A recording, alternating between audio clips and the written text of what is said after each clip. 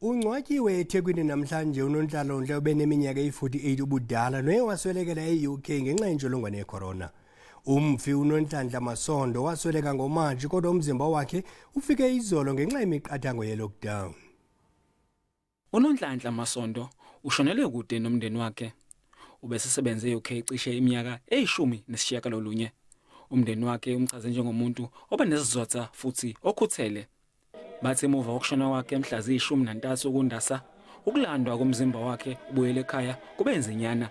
Nokunye ukuthi ade kusithusa kakhulu bekune possibility singasa cremate.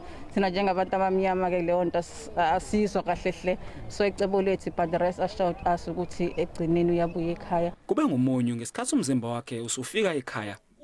Ngenxa yokubhebhetheka kalula kwegciwane iCovid-19, umndeni akwazanga ukumbona. Kodwa besekulandela indlela inzulu zokuqinisekisa ukuthi nguye ngempela. Confirmation from the UK, from our UK team and from the coroner's in the UK, assured the family that it is the correct body. We have everything, we have pictures of everything.